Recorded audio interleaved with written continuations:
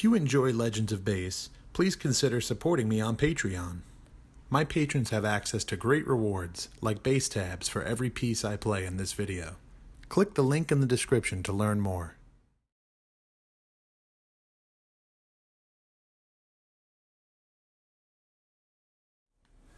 Hey guys, John here with another episode of Legends of Bass. It's been a little while since I've been around, the holidays are here, a lot of shopping and family stuff going on, but I thought it'd be best to take a minute here and get started on our new series. Finally, I had a little downtime from work, and we're ready for our new episode. I hope you guys enjoyed the previous episodes on John Entwistle. I did not expect it to be 3 or 4 episodes, but of course I always say that about every episode and every person I cover. But I think there's a lot of good stuff there. If you didn't get a chance, go and surf through those, check out some of his great bass lines. Before we get down to today's episode, I just want to give a quick shout out to all my patrons out there on Patreon. Thanks again, guys. Thanks for the continued support, and a big thanks to Chris Slade. Thanks again, Chris. If you're not on my Patreon, take a minute to go check it out. You can see my bio on there and a lot of the cool rewards you can get for becoming my patron. Tabs for everything I play, the ability to vote on future basses I'll cover, the ability to vote on which bass lines I'll cover, and much, much more. Check it out. So that brings us to today's player, none other than Chris Wolstenholme from Muse. Now, for the most part, we've pretty much covered some older players. I think the newest would probably be Flea, who is still a little bit older himself, with the Chili Peppers starting their career in the 80s. Muse didn't really start to really get big and be heard until the early 2000s. So this will be the newest person we covered, and I did that intentionally.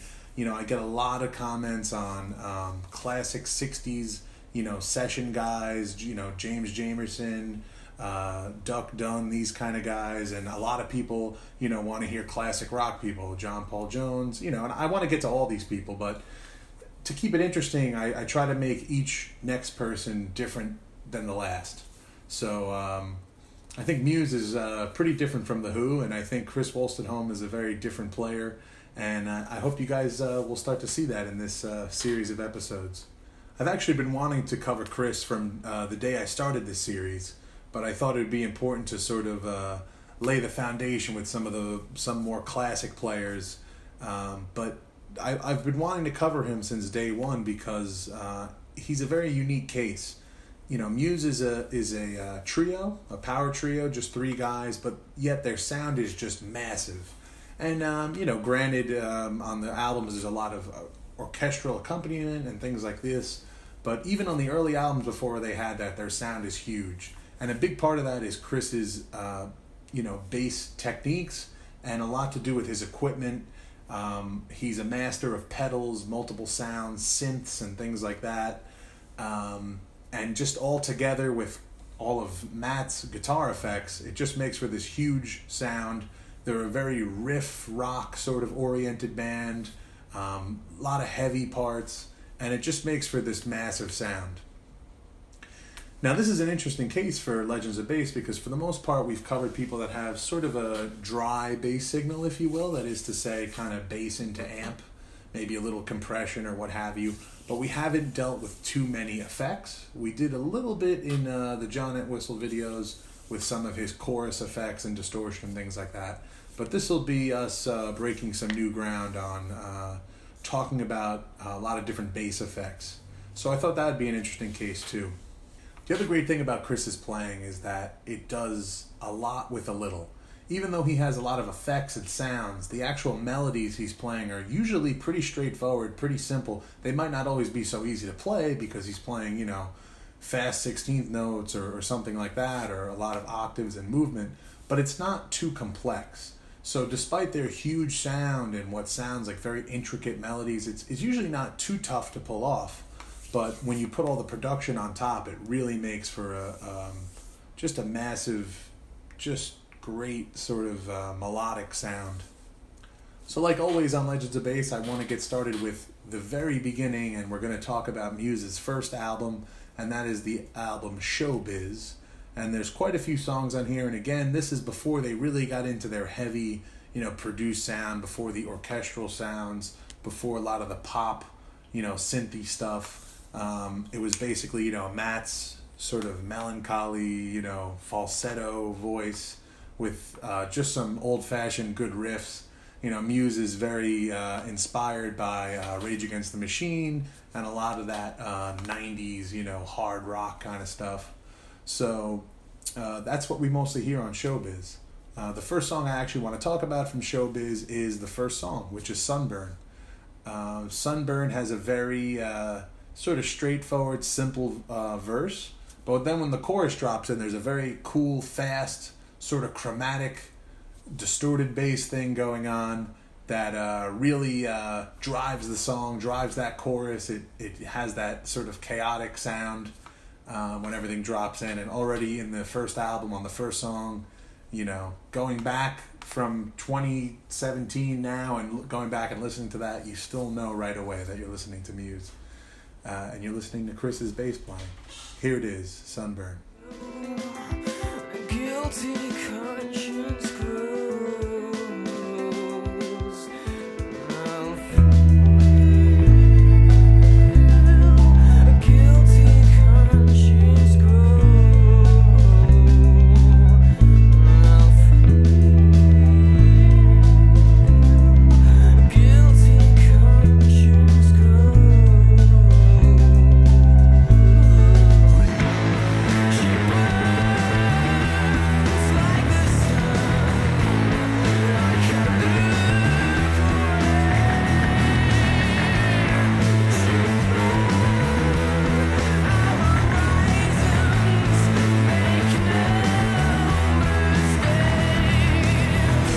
away. So the next song I want to talk about from Showbiz is Cave. Now Cave is a fun one. It's got a cool grooving bass line, some cool like syncopated stuff in the intro with the drums, really fun. And then you get to that chorus and it's just heavy. It's that, like I was saying with the last song, it's just one of those typical heavy, high-pitched vocal, low, deep mud on the bass in that chorus. But great riff in the verses and some cool fills in there as well. Check it out, Cave.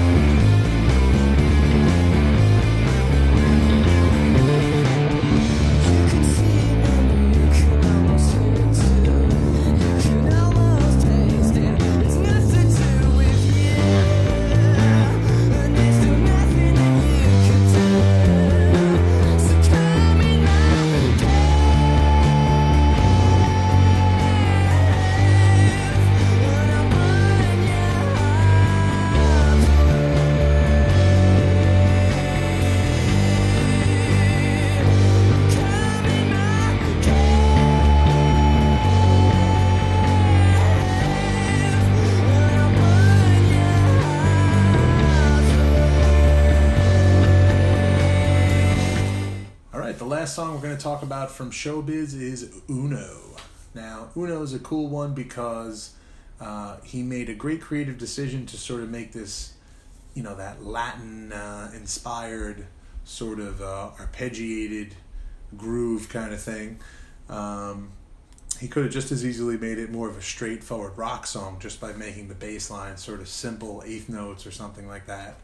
But his bass line really is what drives the song and gives it that certain groove, that flavor, if you will, that Latin-y sound. And it's cool because even though he's only playing against really 3 chords, that bass line, he plays it all over. He plays it high on the neck, chorus, he hits the distortion box, it's heavy. So, again, like I said at the top, simple, but makes for a big sound and a memorable bass line. Here it is, Uno. That you blew this away, 'cause you could have been number one if you only found the time, and you could have ruled the whole world if you had the chance. You could have been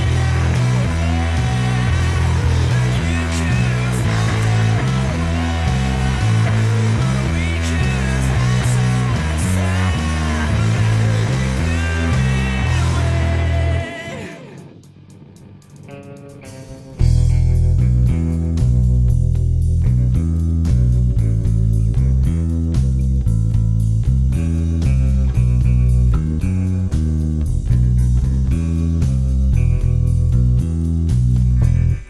You're still So, Muse's second album is where they really started to take off and get on people's radar, and that was the album Origin of Symmetry.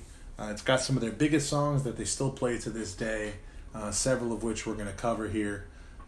This also marked a time for the band where they started to become more complex. They started to have those sort of little orchestral pieces and transitional pieces between songs, and the production went up. It was a big jump in sound from Showbiz. Really exciting, heavy stuff mixed with some really out there, spacey kind of stuff. I don't really know how to explain it. All I know is it's one of my favorite albums of all time. First one we're going to talk about from it is Newborn. Got to be one of my top maybe 3 Muse songs. Really a great one here. Heavy riff, kind of that Rage Against the Machine sound again. And then you go into this great little octave sort of moving thing that Chris does on the verses, and it follows the sort of keyboard that's in the beginning of the song. And this is a great endurance builder, continually playing that riff over and over again during the verses. It can get a little tiring, but it makes for a great sound. And then that heavy low-end drop D, which most of their songs, many of their songs I should say, are in drop D. That heavy drop D sound on the chorus just makes for a real banger. Here it is, Newborn.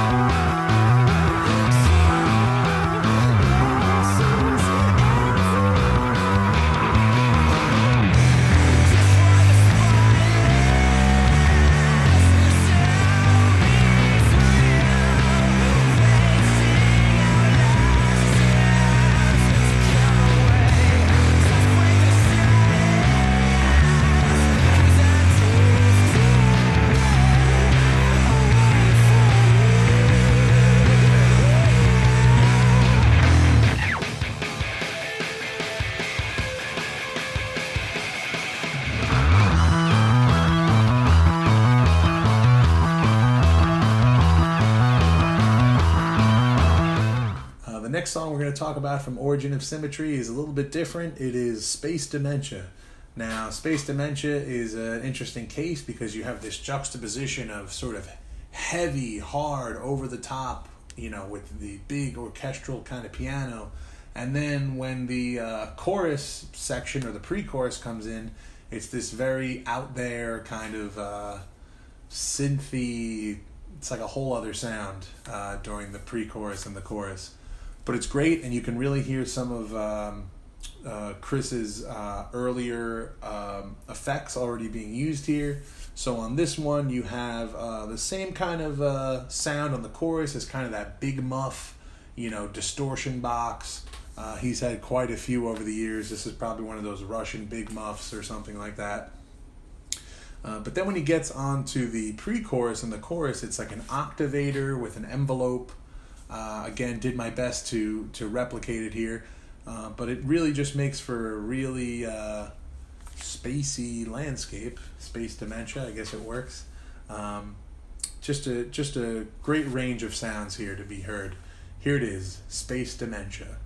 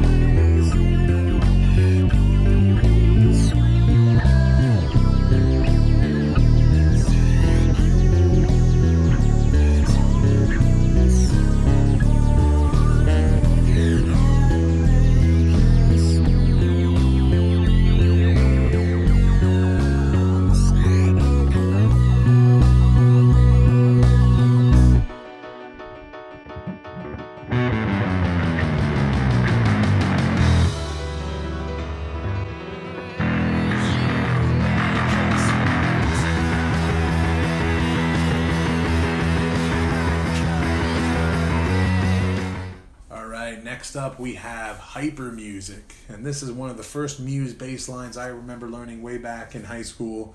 It was a great riff. When I first heard it, really catches your ear. He's climbing all the way up the neck on the verse with that cutting distortion, cuts right through. It's really memorable, really drives the song. It's really, I would say, the focus of the song.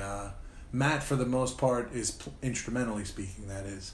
Matt, for the most part, is playing the simple chords that go on top of that, and there's just this climbing bass line that just keeps cycling up and up, really drives the song, and then you come smashing into that heavy chorus, which is just like the same as the intro, really heavy, really big, that screaming, just over-the-top chorus. Here it is, hyper music.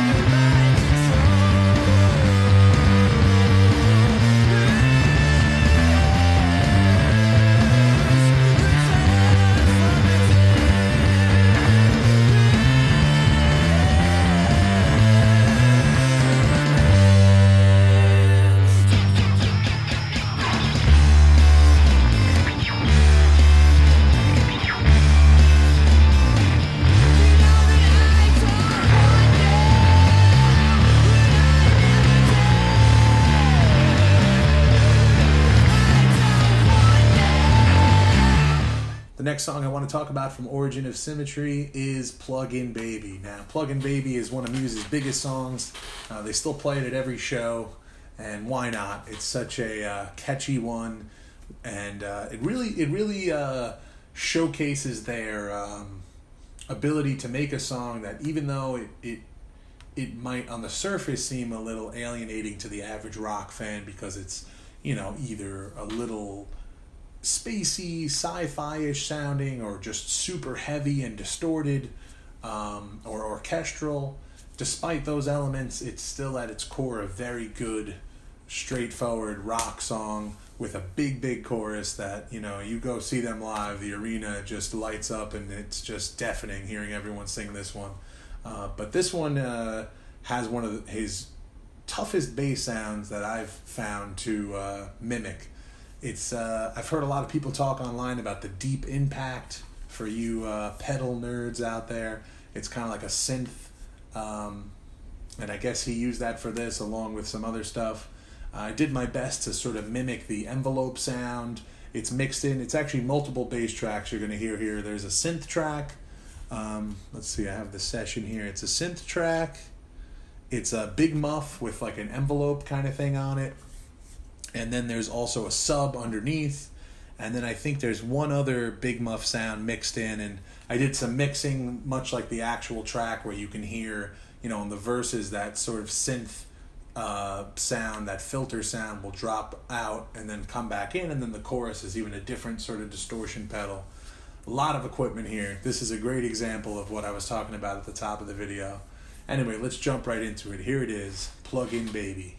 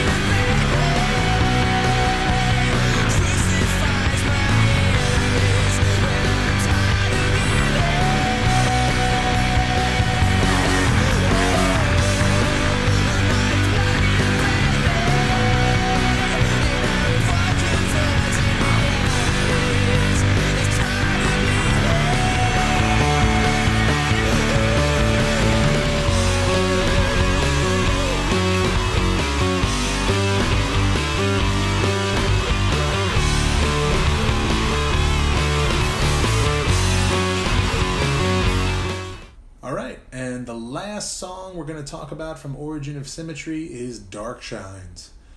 This one has a great, again, juxtaposition of, a sort of quiet, melodic verse, and then a heavy, sort of riffy chorus.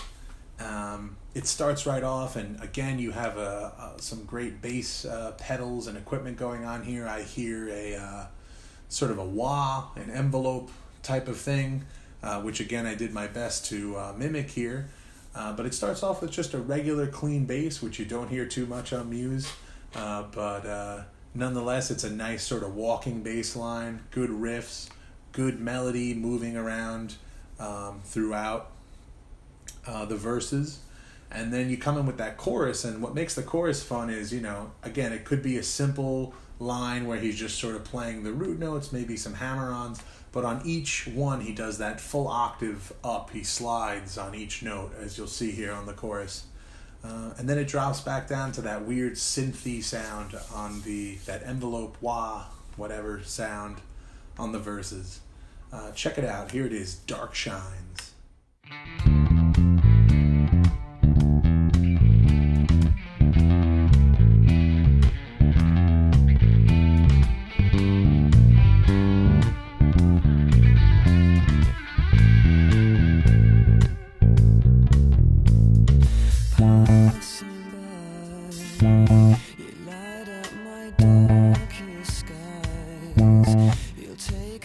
seconds to draw